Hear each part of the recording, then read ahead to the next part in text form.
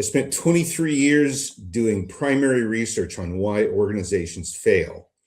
I developed a hypothesis. I built a construct. I ran the hypothesis through the construct. I got a theory. The theory ended up going through 6 years of proof of concept. The only reason I do these podcasts, the only reason I do any of my what I'll call non-work outreach and communication is because I have data that I believe is valuable to the audience. And I'm happy to give it away for free. I'm not happy to give my time away for free, but I'm happy to give it away for free. And that's all I'm trying to do. And one of the things, if you listen to any of my other podcasts, because I do a lot of them, I frequently say, I'm not saying this is truth. I'm not saying this is fact. I'm saying what this is the research I did. And it's statistically valid, and it's not academically rigorous, but it's scientifically sufficiently rigorous to be able to be considered a theory that has yet to be disproven. Doesn't make it absolutely correct, and it doesn't make it the only way to solve the problem. But it is a fairly powerful body of insight that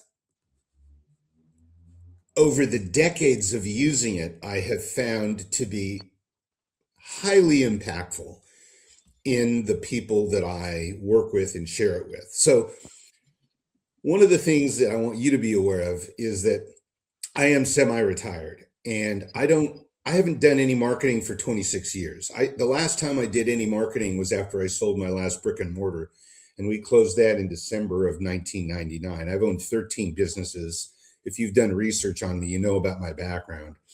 I'm not looking for money.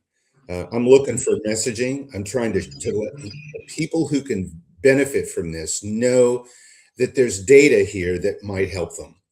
That's it. 100%. So I see it. I can feel the passion. I think you and I are kindred spirits. In our LinkedIn, I thought, man, we're either going to get along splendidly or we're going to really, really clash. One of those two things has to happen with people like you and I. And I might be wrong on some of, we barely have talked 9 minutes, right, and had some back and forth. But I want to go in reverse order on the things that I just unpacked. One, nobody can buy my time, but I do give it away freely with intentionality. Right. It's very sacred. People ask me how much I cost hourly, and I say, I'm not a prostitute. I'm not a business prostitute. Sorry. I know you worked with a lot of them, but that's not me. And so I'll be a little bit jarring too with things. But if I'm giving somebody my time, it's because it's sacred opportunity to get to know somebody that I believe in. And that's why I'm there. So two, I recently did a very, very deep psychological case study on myself with Claude, and Claude tried to back away and I'm not a therapist. I can't do this. No, but you got access to the whole world of therapy. Let's dive in deep and find stuff. Claude, you're not diagnosing me. You're helping me find certain resources. And it's okay, I can do that. And so I dove in, and we found a lot of studies, and one of them talked about how I'm an intense individual, and less than 4% of the human population is intense and can deal with intensity. And there's some great books out there on the gift of intensity and gifted people. And is it fair to say you're intense? It is. Okay. Can I interject something? Yeah, please. In 2014, I hired a firm to do a brand equity analysis of my consulting practice. And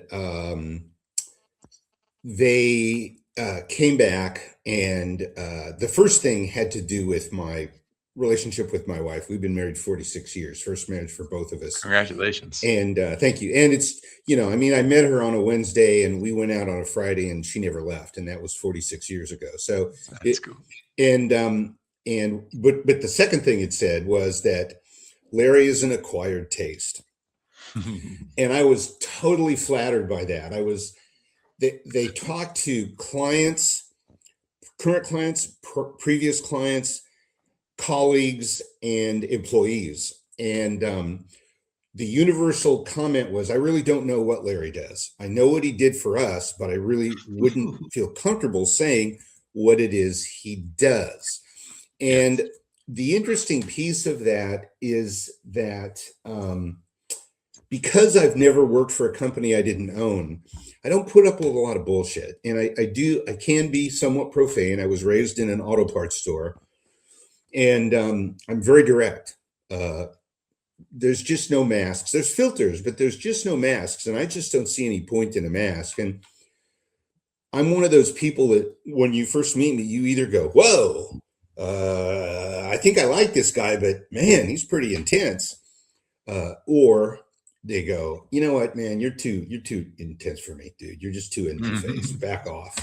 Which I find very intriguing that you had that reaction through our LinkedIn back and forth, which was not particularly voluminous, but what you saw was I'm there. I mean, I'm not playing any games. You're straightforward.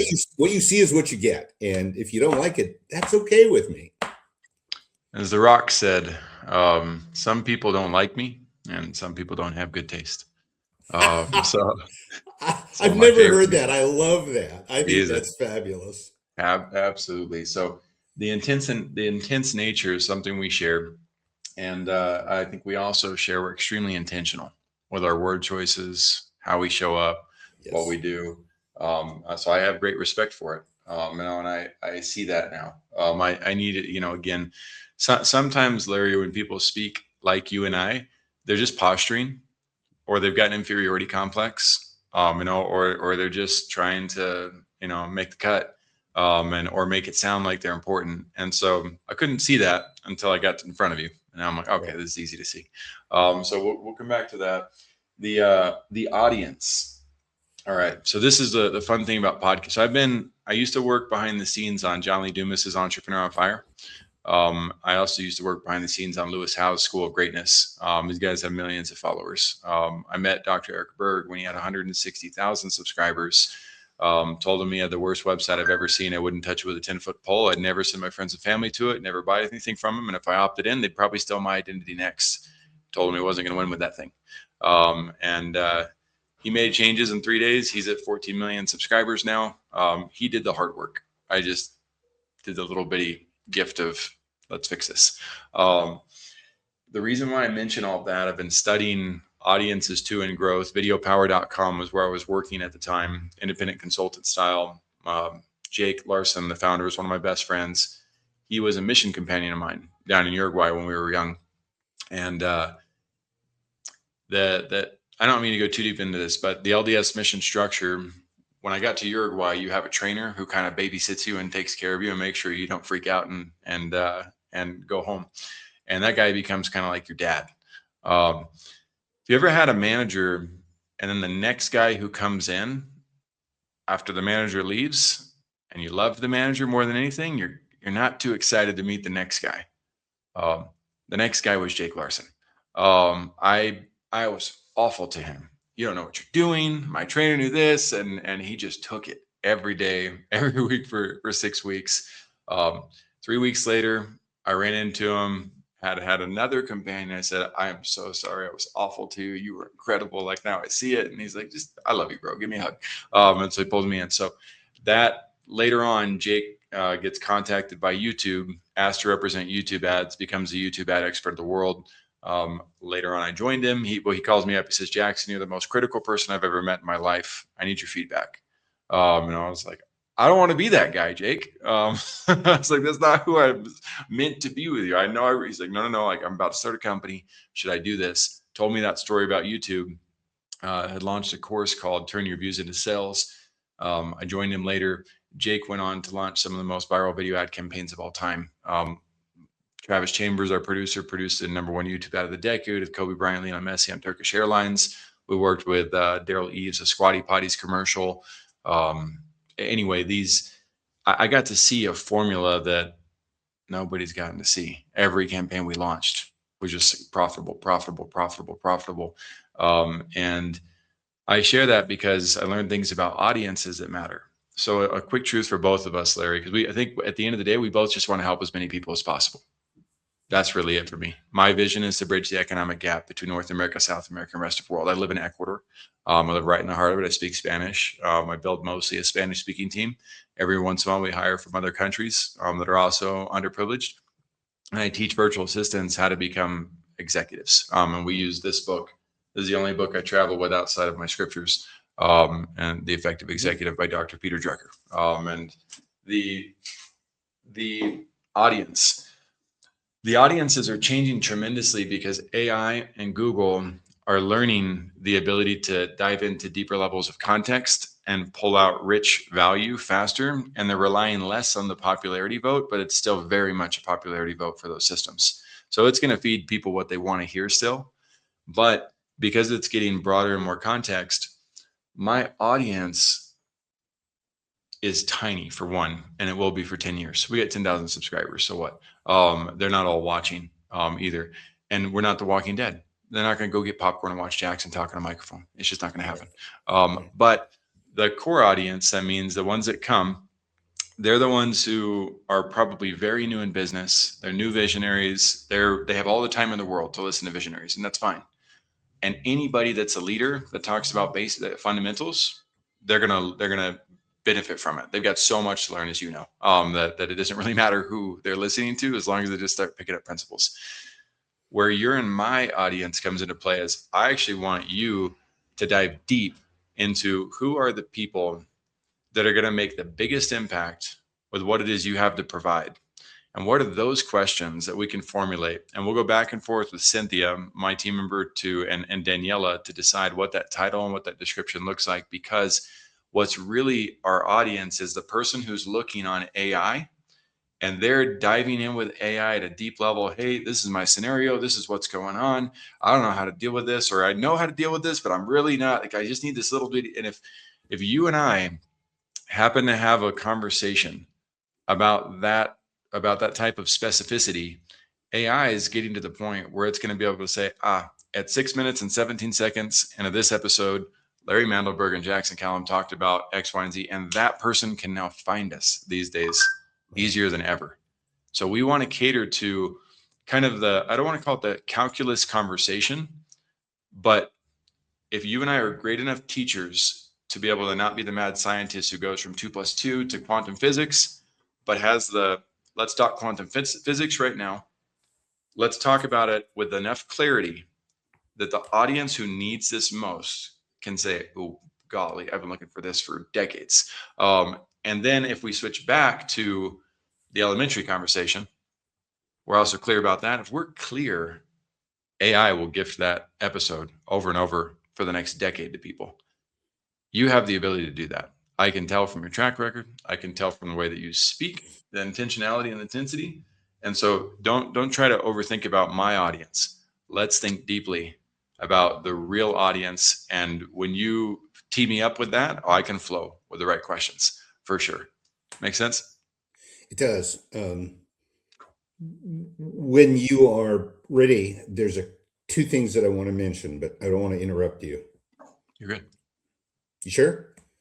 Yeah. Okay. So I think that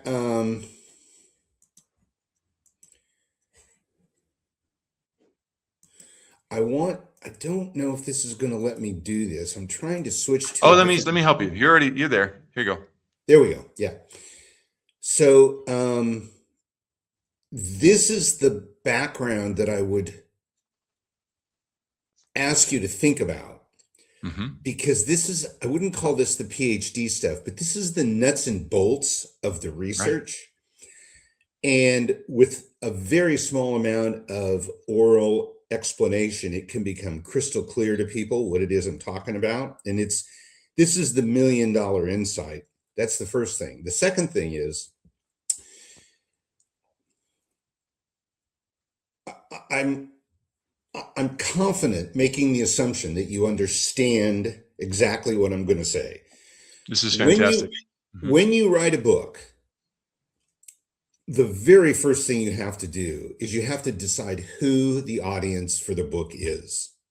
Mm-hmm. If you don't understand who the audience, I mean, if you're going to write a book, you already have an idea. That's not the point. The idea leads to the book. The book doesn't lead to you don't say, I want to write a book. What do I want to write it about? People say, I have a great idea. I want to write a book about it. Yep. So you have to decide who the audience is. And then you have to decide how you want that book to be used and what success means to you. So I started this close to 50 years ago, this process for me. And I identified my target audience, and it's defined by 4 demographics that are very atypical, has nothing to do with legal structure, revenue, market segment, number of employees. None of that stuff is my market segment. And I say this because it's important in that is the people I research to get the data. So not only is it absolutely targeted on those organizations and those people, but it comes directly from them. And while I've used what came out of that research for both solopreneurs and micro companies, small companies, as well as Fortune 50 companies, and I think at one point they were even a Fortune 10 company, Xcel Energy. I've also had people say to me, hey man, I love this. This would work at home. And I'm like, don't do that to me. If you like it, use it, do what you want with it, modify it. I'm just here to tell you what my research found. So it reminds me a lot of Tribal Leadership. Have you read it? Yeah. And it's funny because everything about who I am and what I found and what I became was not picked up from books. And it was quite disturbing is the wrong word. I don't have the right word, and I don't want to take the time to find the right word, but it was destabilizing. Real quick, how are you doing on time, Larry? I'm good. I have, let me just double check. Let me just double check. We booked 30 minutes, but I have another 30 minutes. So I understand. No, I'm good until I have another 2-hour time. So when you're ready to stop, I should have asked you, and I apologize. But, no, you're good. I'm the host, so I mean you're the guest, so you don't need to ask. You're good.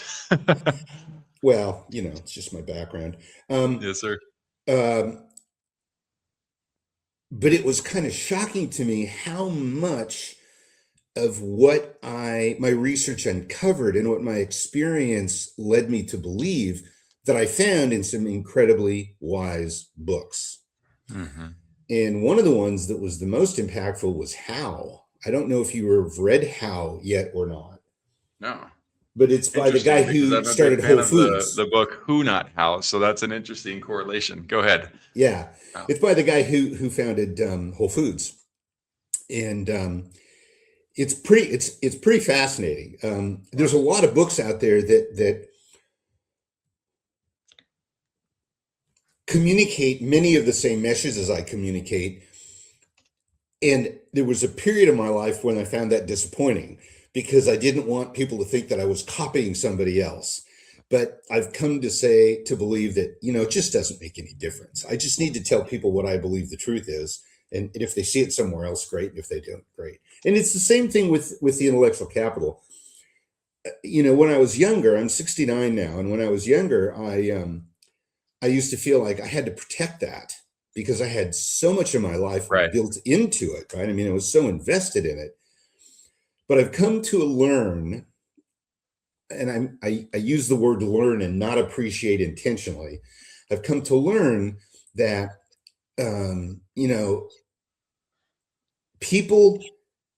if people want to steal my intellectual capital, I'm happy.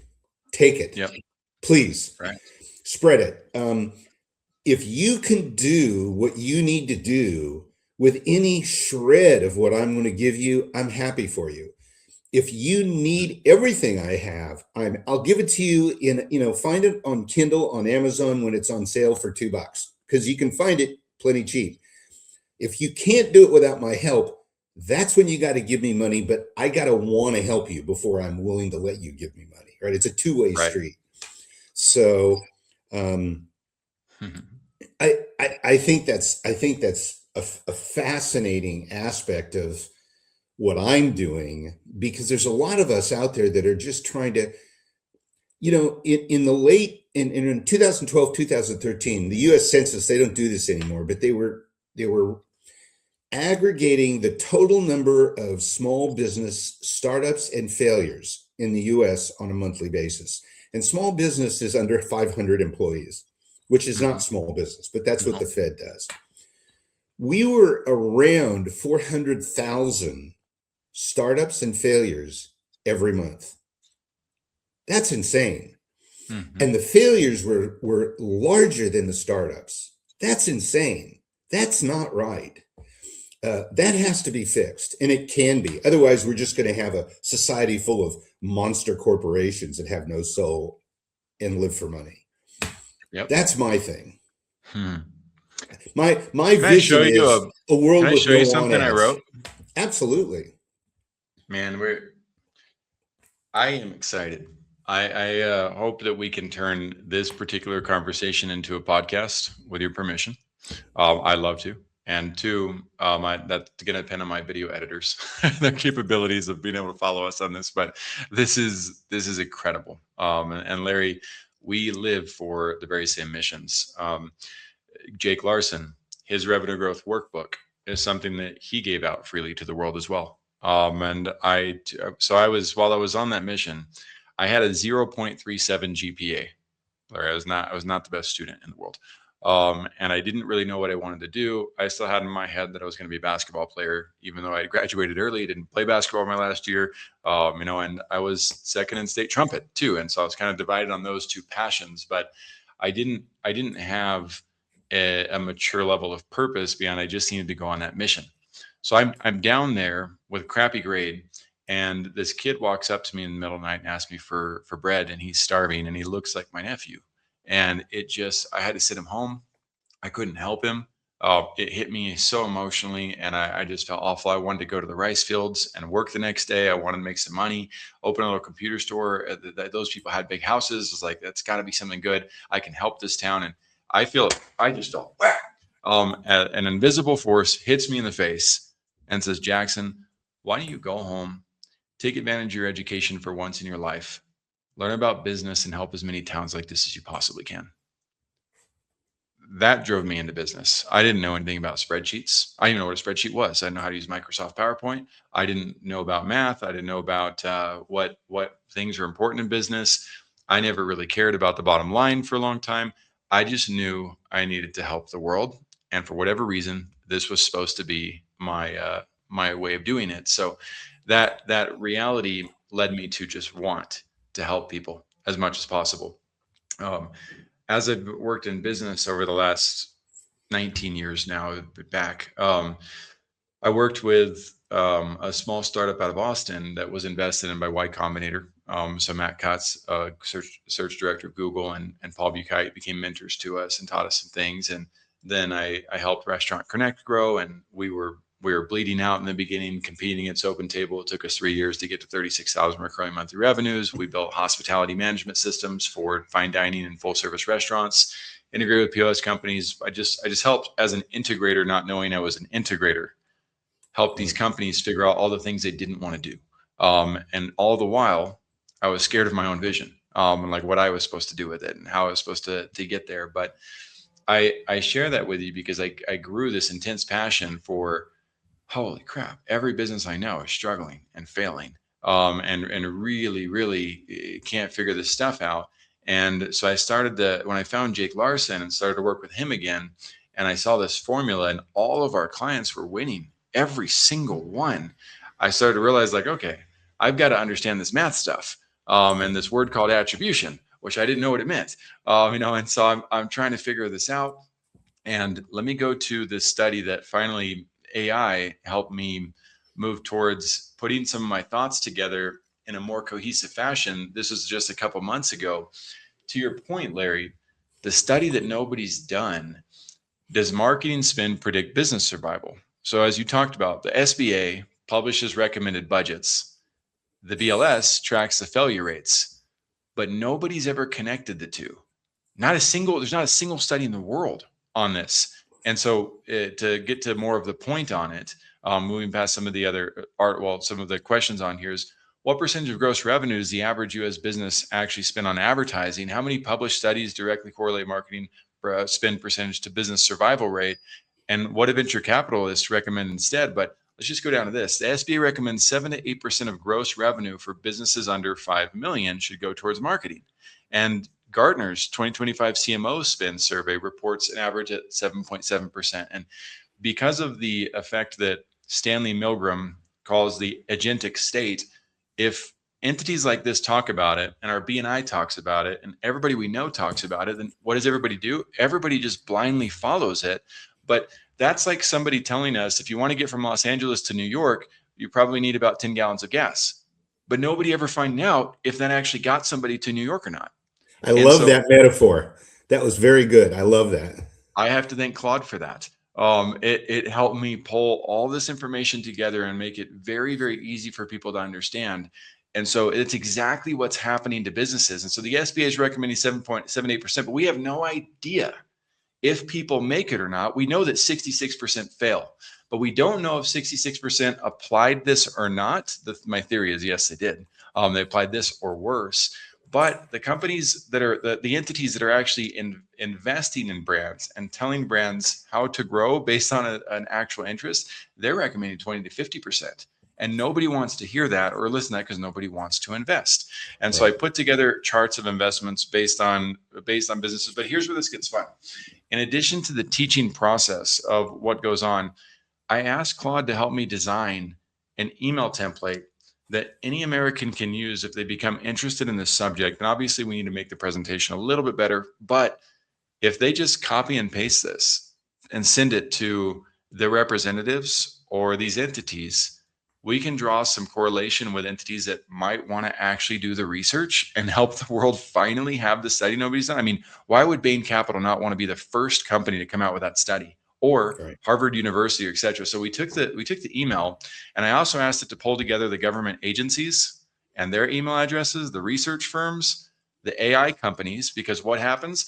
AI, it wrote this, tells us that when you ask how much should I spend on marketing, the answer comes from the same unvalidated benchmarks. These companies have the platform to change that, but right now they only surface, once again, the popular vote.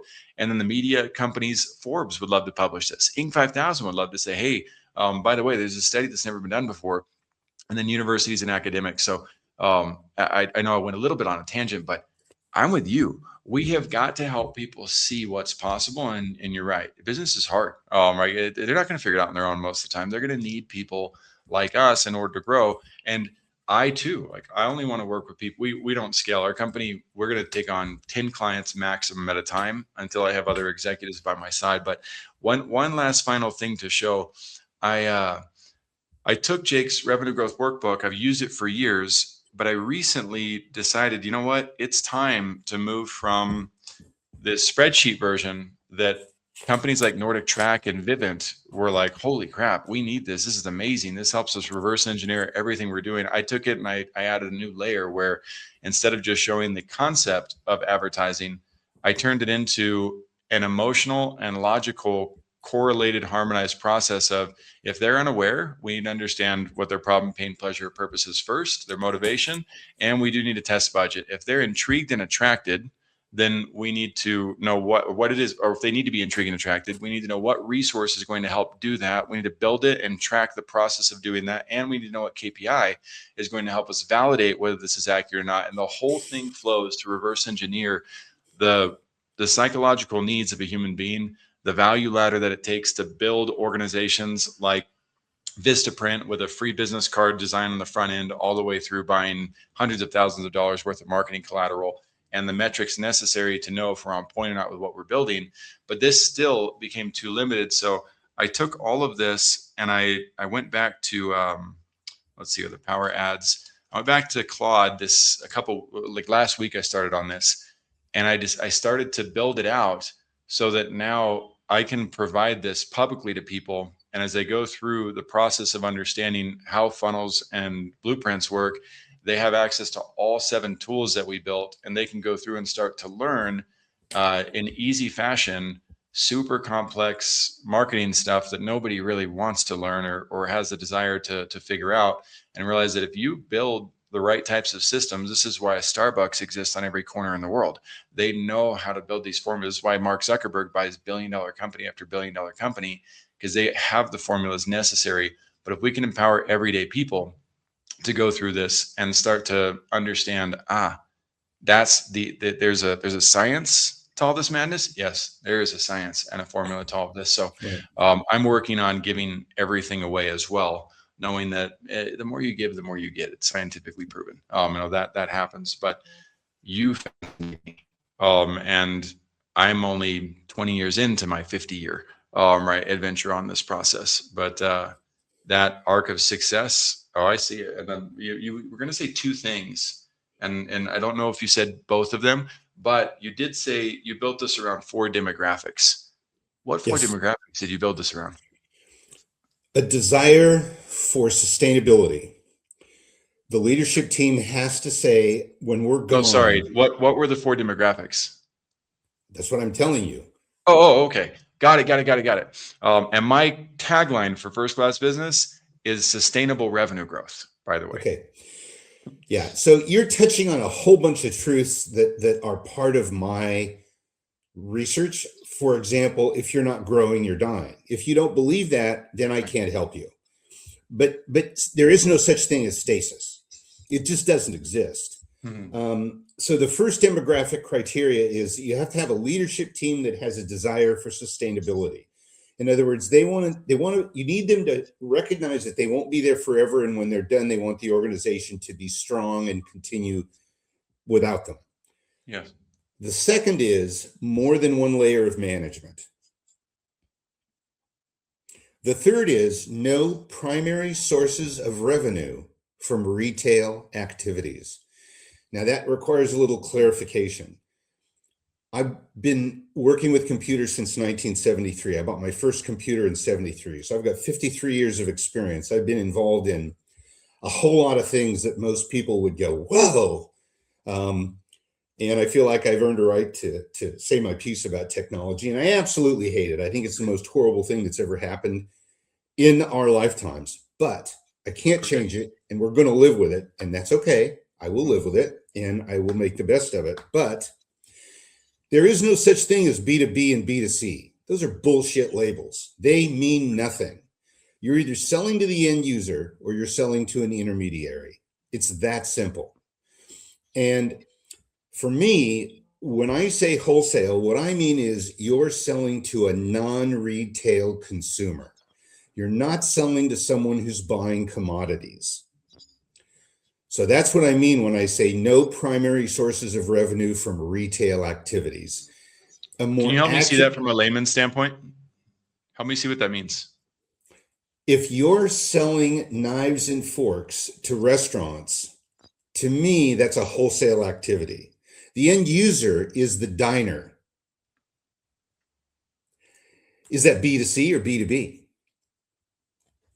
The restaurants or the Well, that's the point. It just doesn't mean anything. B2B and B2C just doesn't mean anything to me. Okay. What means something to me is wholesale and retail. It's if you're selling to the end user or you're not, right? And the customers I'm looking for, the customers I researched were people who were not selling to the end user. They were selling to an intermediary. They were what people want to call B2B, and they're what I call wholesale, right? So for example, there's a store in California called the Men's Warehouse.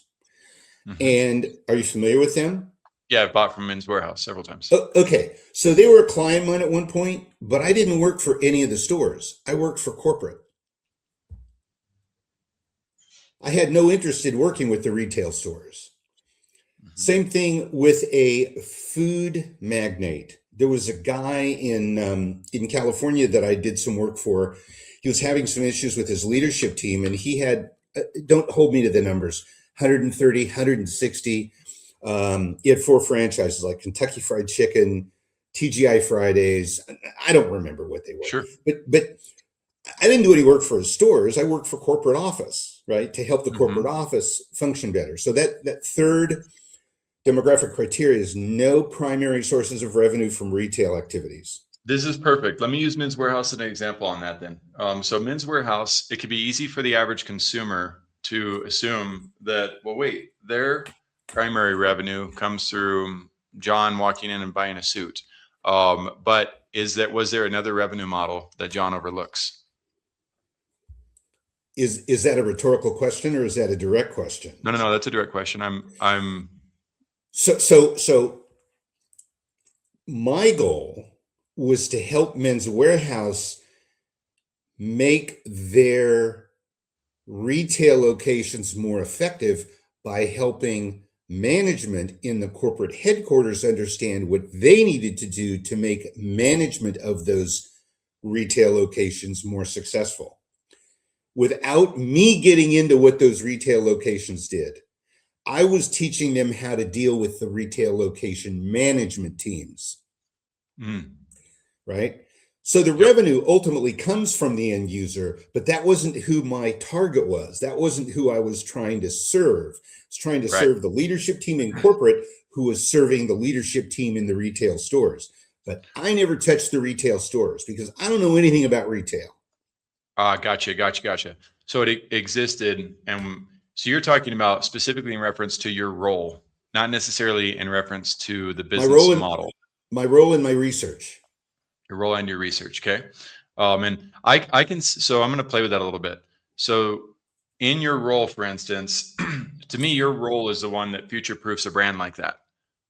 Because you're the role that could get ahead of the bigger level trends. If a business, that is a perfect example, if a Men's Warehouse just focuses on their own location with their primary retail and they don't pay attention to the bigger opportunities that exist, that's why a lot of these box office stores are going out of business because they weren't prepared for the trend of online. That's but the adulthood. I might be reaching. That's the adulthood phase of this model behind you. Okay. Continue. So let me tell you the fourth one, and the fourth one is autonomy. You have to have autonomy, which basically excludes startups and any business, and this is anecdotal, not data-driven, okay? Any business over 1,200 employees, because most businesses that hit 1,200 employees have external financing, whether it's an IPO or a private investor or a non-participating owner. You have to have the organizations I researched, and when I say the organizations I researched, that is synonymous for the organizations that this model is built to serve, because it's the organizations whose data created the model. And that is, they have to be able to make business decisions based on the best interests of the customers they serve and the long-term goals of the organization's leadership team. Not any interests that are financially driven or driven by non-core business process desires. Got it. So you're not saying that the model won't work for the businesses with 1,200 and above. You're just saying the data I've done, the study I've done, the work I've done is not with those types of entities. Yes. And let me take it another step further. In the United States, there are 3 primary energy companies. There's Con Ed on the East Coast, there's PG&E on the West Coast, and there's Xcel Energy in the Midwest. They're basically Minnesota to Texas. They came to me, Xcel Energy. This is not my target market. They came to me. They have at the time, they had a 5,000 employee customer service division. It had its own CEO, CFO, CMO, CTO. Yeah. They came to me and they said, we want to turn this from a cost center to a revenue center. How do we do that?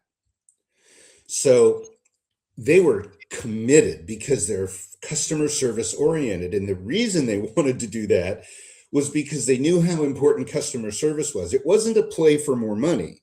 It was a play to get away from the typical customer service model. You got a problem, I'll do the best I can to help you, but you're going to suffer.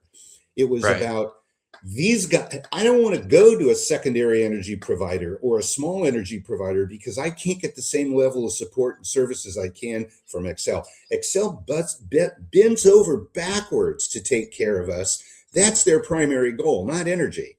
They want us to avoid problems, and they work with us. So I worked with the corporate team of the customer service division and a couple of the executives from the corporate level. We locked ourselves in a room for a week in Minneapolis, and we put this model together. Another example, I had a representative from the Congress, federal, who had two offices in California, several hundred miles apart, and an office in DC. So they had 3 offices. They weren't working well to serve their customers. They hired me, even though, do they meet my criteria? Well, there's more than one layer of management, no primary sources of revenue. Did they have a desire for sustainability? Of course they did. They did have outside money influence, but they were willing to do whatever it took to take care of their constituents. So while I've applied the model to organizations that do not meet those criteria necessarily, traditionally, these were unique, or I'll call them uncommon instances of organizations that operated that way and were able to benefit from it. Does that make sense? Oh, yeah, absolutely. And I could tell you 6 more or 16 more stories about this. There's only 3 reasons an organization fails. Have you ever studied corporate life cycle theory? Have you ever heard of it? I've heard of it and done light studies, Okay. but I've never worked corporate before. And so it's something that I'm considering moving into, especially with some of our more recent clients that come in, because I work with a lot of thought leaders and a lot of doctors, and people who got their doctorate in operations and leadership influence. But so you understand my reality with that. I always came in and made a pretty darn big impact with any company, no matter how big or small it was.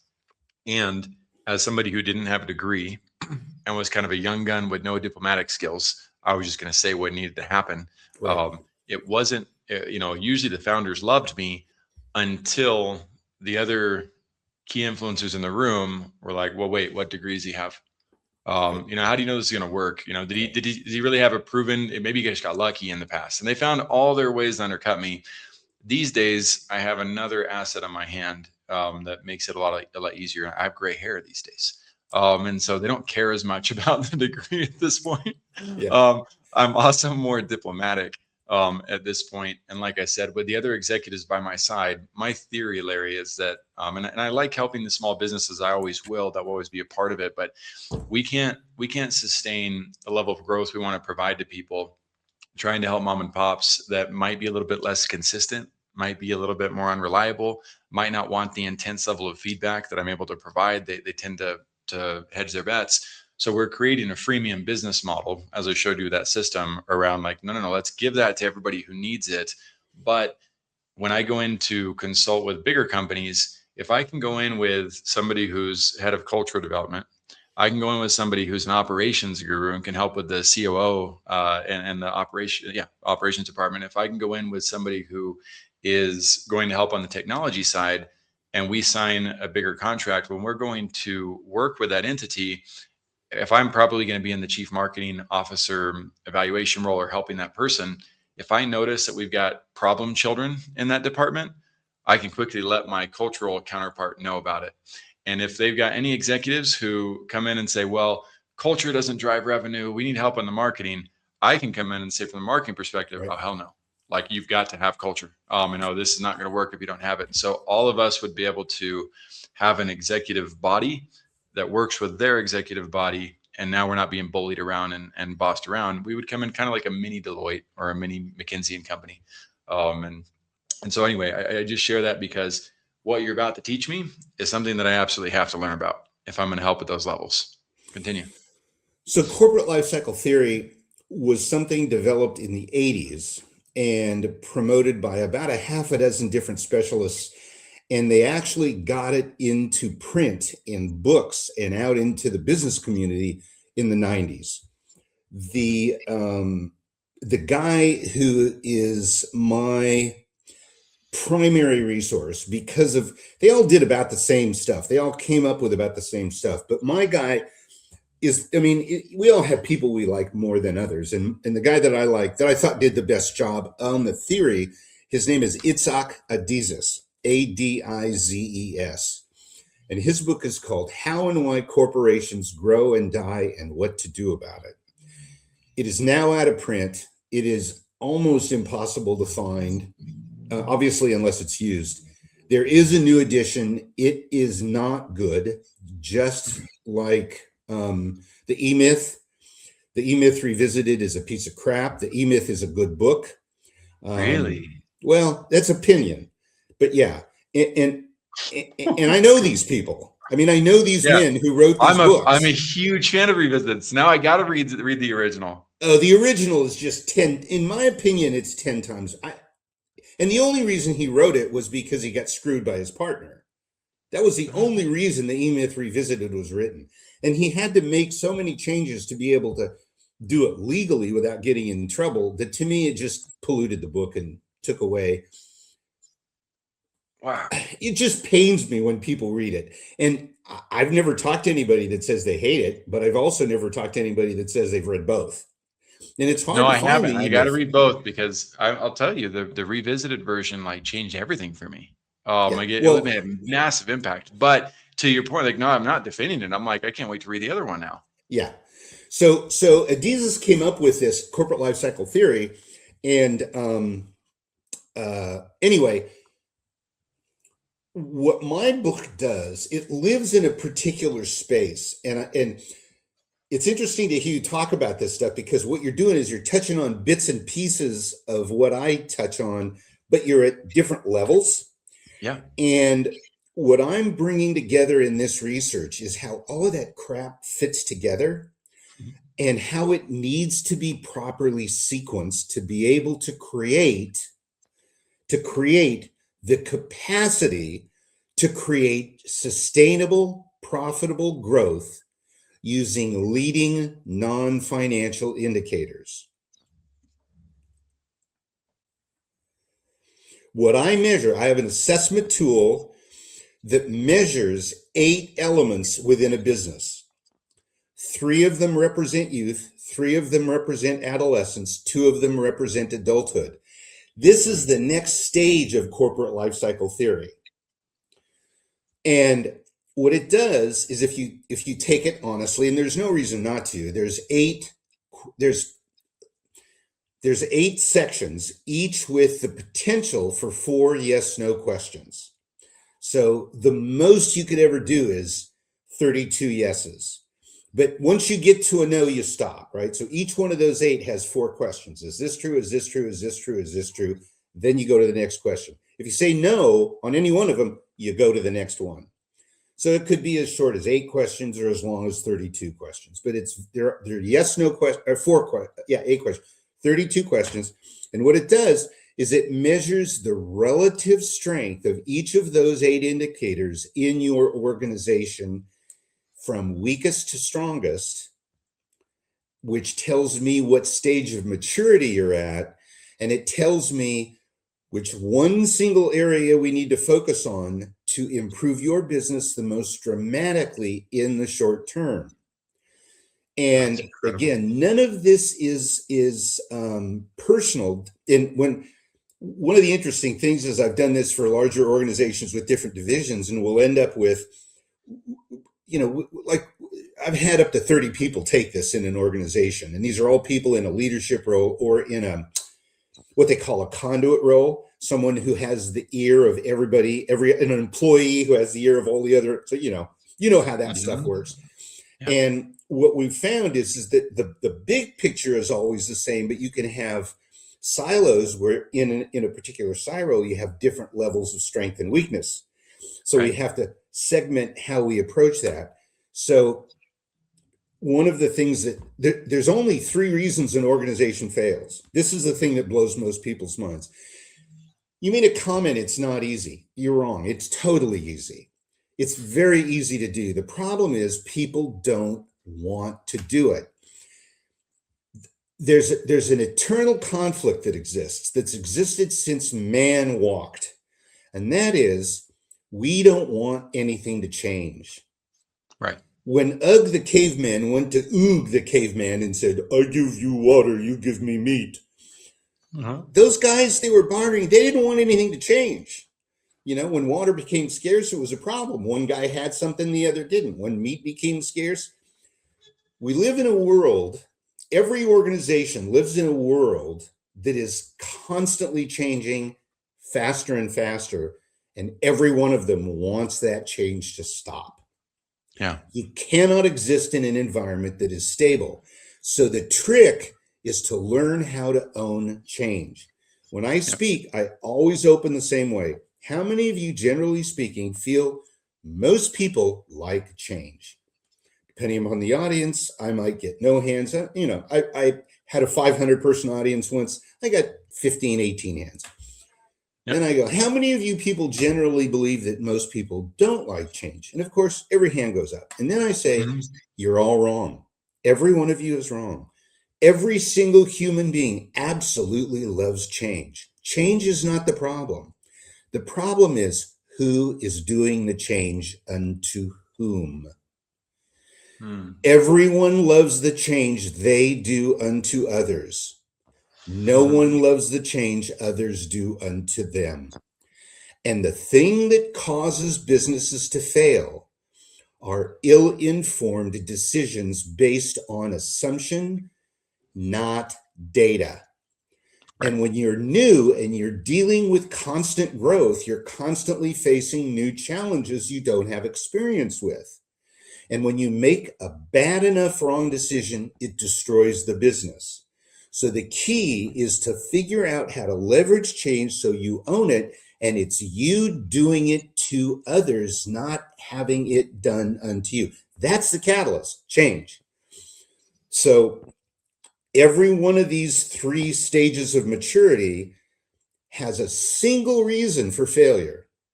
There's only 3 reasons any of these businesses ever fail. In youth, they fail because of a lack of clarity of purpose. In adolescence, they fail because of a lack of consistency of performance. You can't make commitments to people if they don't believe you. And if you can't perform consistently, they're not going to believe you. And the adulthood is the inability to engage people. And that's what you were talking about when you were talking about organizations not following their market. If you're in constant growth mode, when you get to adulthood, which is defined by the depth and breadth of experience, not knowledge, not capacity, not expertise, physical hands-on experience. When you get to adulthood, leadership is too far removed to have intimacy with the end user of whatever it is they're delivering.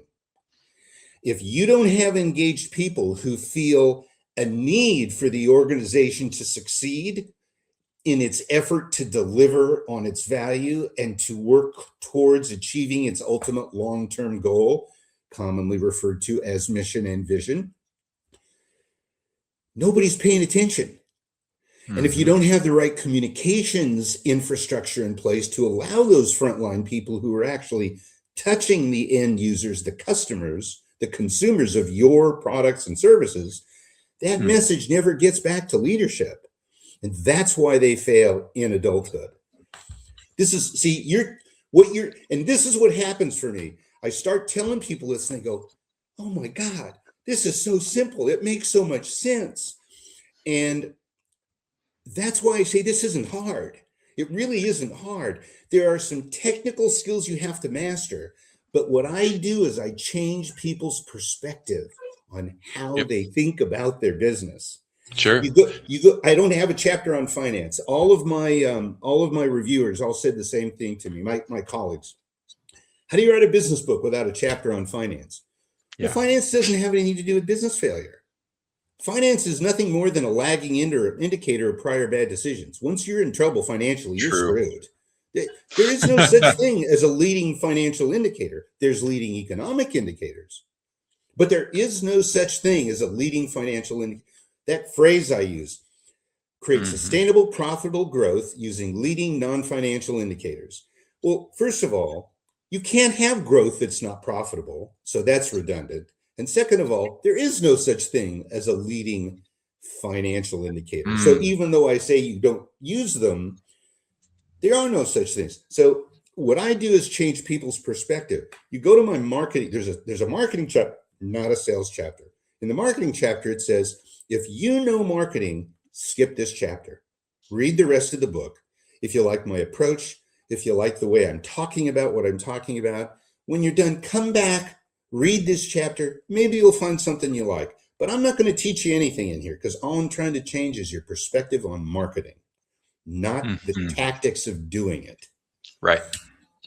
Oh man, this is awesome. There's one thing that for now we'll agree to disagree on. Okay. And I'm excited about it because you've touched it in a way where I'm opening my mind to something it's pretty strong principle for me. Right. And that's this concept of easy. Good for you. We use we use that word differently, you and I, but it's something that it's important for the market to hear and value, but it's also a word that at scale gets shut down by the FCC. And what easy? Easy. Okay. Because there's so many people out there who are, they think they are holistically building wealth fast. And that's just another way of saying get rich quick. Right. It's like, wait, you guys are all stuck in this as Americans, and the government at scale is protecting people from people who are constantly selling easy, quick, rich. But let me go back to the concept real quick. And that is that I agree with you that it's simple. And life, and I tell people, look, life is hard, whether you're 200 pounds overweight or you're 2% body fat. Your life's going to be hard. And the solution to it, if you're 200 pounds overweight, is simple. That's take 10,000 steps per day. Do 100 push-ups, 100 sit-ups. Right. That's it. Just do those three things and you can improve your health, or, drink water and eat healthy. Right. That's it. So if I have to add 5 things right there, it's super, super simple. But if it were easy, we'd all do it. Okay. Go ahead. Let me stop you. Battle me on this. Let me edit and revise my words. Okay. Fair. It's complex. It's complicated. It's not complex. Right. It's Mousetrap. It's not chess. When you drop the ball in Mousetrap, if everything works the way it's supposed to, you know what's going to happen. Right. It's complicated. Right. Chess is complex. So it's not easy. But I explain that. Pardon? I explain that to people like the human body. I say my 5-year-old, it's so simple that my 5-year-old can draw the human body quite well. Yet it's so intricate or complicated or complex that a doctor can study it for 30 years and tell you they don't know the first thing about it. Right. So those things overlap each other. But I love what you've helped me see, because I agree with your formulas. And I keep telling people, Larry, on my side, my bold vision, I say, look, if I have the right executives by my side and I do what I'm supposed to do with this, I honestly believe that within 5 to 15 years, I will be able to create the light switch for entrepreneurship. And I mean that. Where if we look at the light switch and we look 200 years back, people would have been terrified to touch that thing. People were dying playing with electricity and trying to understand how it worked. And candle companies were lobbying against electricity providers and saying this stuff's going to burn houses down and blah, blah, blah. Like we probably can't imagine all of the uphill battles that Edison and others had in relation to it. But the reality is nowadays I can have legitimate mental limitations with my body and with my mind, and I can still turn a light switch on. It's that easy to do. I believe we are very, very close to being able to pull the resources together to help almost anybody launch a profitable business. And it is going to come about by people like yourself, myself, and others who really want to figure out how do we turn this thing into a formula Right. And you've given me so much value today, just in the little bit that we've been able to discuss. So I just want to, first I want to thank you for that, because I'm like, oh gosh, like these are little segments of pieces of what I'm trying to build that I haven't quite tapped into yet. But again, I'd love to have you come back for a full 40 to 60 minute episode. I'm looking for venues to share the wisdom, share the knowledge, share the research. That's what I'm looking for. If I can help you, if I can help your audience, that's what I'm here for. Let's end with one final question. It is the core question of our show. Larry, in the simplest fashion possible, tell me about your vision. What is your vision? No help wanted ads. Say no help wanted ads. Yeah. A world second where version. everyone that wants a job has one and loves it and is treated properly. And a world where every employer loves their people and treats them with respect. And everybody enjoys what they're doing because they're all working towards a shared common purpose with joy and collaboration. That's what I create. That's what, if you follow the model that I identified through my research, that's what you'll end up with. Organizations that have an average of 25 years of tenure in their staff. That's what you'll end up with. Yeah.